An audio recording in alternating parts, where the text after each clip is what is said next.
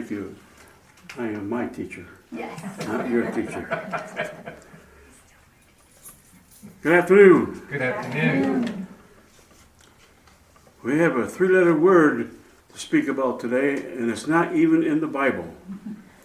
And it's one of the most misunderstood word there is. Ego.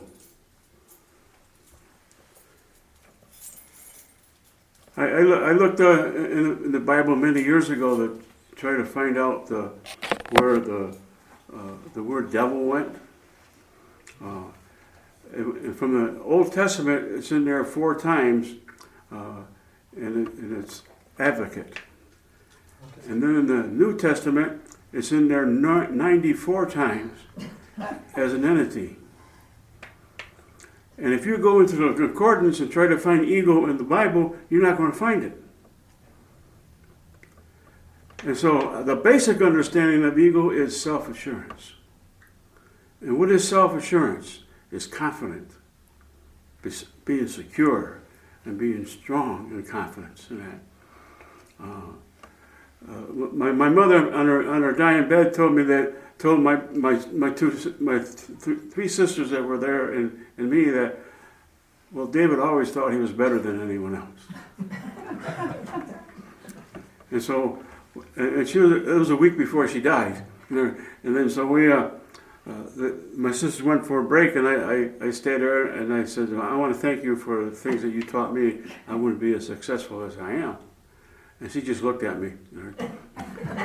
And so I went back out and then I talked to my sister. He says, well, she's got confidence and security strain mixed up with what she said and everything. And you know, when a person starts to becoming confident and secure, they're building their ego in a constructive manner way. You know, the world is balanced. It's negative and positive polarity. And when a person is too strong in a negative way, they always jump in there for ego. They think that's what ego is and everything. I always when I say ego, I'm thinking of eagles. And that's one of the most strongest feelings that we have in the United States. Is a symbol of our freedom and everything like this, you know. And when you start being more confident and secure, you're able to look at the things that were taught to you and say, now, is this true? Nobody taught me anything about the ego. And so I started looking up things in there, and I said, well, this makes pretty good sense. And I know when I didn't have confidence and security, I didn't like that at all. You know? And then if I had something I did not like, or I wasn't doing very well in there, I found out how to get better at it. And you know, the best way to get better at life is to live it. And action is that, you know, we have all the... I always remember this one person come here years ago, and he said, well, David, I've been coming here for about 3 or 4 months, and I'm doing all this meditation, these affirmations, and nothing's happening. I says, you ever thought of going out and applying those meditations and affirmations? I said, no.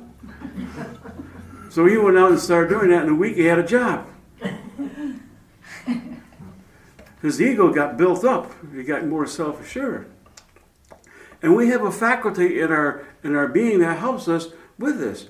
And that's at the base of your spine and the small of your back. And it's called strength. Strength is confidence and security and firmness. And if you want to accomplish something in your life, you got to be confident with it. And being confident is not when you go breaking down and it doesn't work out, you don't give up on it.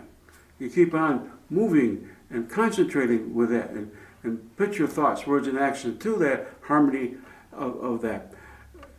Also, order, it helps us run this. You know, order is happiness, health, and wealth.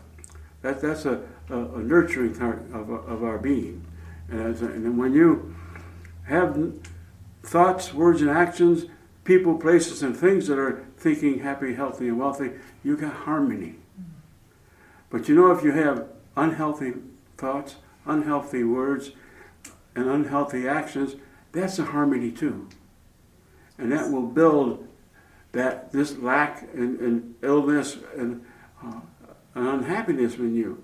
See, we fail to sometimes realize that the negative things in our life is a harmony and everything. And so if you have any of those three that I don't want to talk about anymore, that I just got done, just talk about the others. Think about the others. We all have ideas. The creative mind is with you every moment of your life. And as a matter of fact, you are creating every day of your life. You're planting a garden every day of your life. And so eventually what that means is you're going to have a harvest every day of your life. And the effects that you have in your life are the harvest. And so when you got an effect that's coming up, you say, oh, what's this going on? Why is this happening? Well, give yourself credit because you did that. You created that. And so if you don't like it, uncreate it. You know, when you plant a garden, if things aren't working out, you dig up the ground and everything, what happens to that? It dies, doesn't it? We can do the same thing with our lives. Every day we can take a notice of what we went through and what we've accomplished and what we haven't accomplished, or something that was unpleasant or anything, and we can do something about it right then and there. We can dig it up and we can throw it away. You know, I found that when people are under development, you know, there's a process they go through. It seems like everything is falling apart. Nothing's working and everything like this. Or people come into their lives and they're not the best people in the world. I'm going through these things. Well, you know what that is? That's your experience is leaving you. Let it go. Say goodbye. And don't come back. I have this song, Hit the Road, Jack, and don't come back. Every time unpleasant things come up there, and then I think of the pleasant things. I think of my goals. Have you got your goals written down somewhere? Every time you feel unpleasant or going through an unpleasant experience, look at those goals. Because when you look at it, you got your imagination working at it again, and then you got your thoughts and everything, and then you start talking about those goals, and then every action you go, you'll draw that to you. So I want you to know, I'm not going to say a lot of words about the ego. I just want to let you know that it is a positive and a constructive energy within you. And so build your ego that is confident, secure, and firm to the happiness, health, and wealth in your life. Bless you.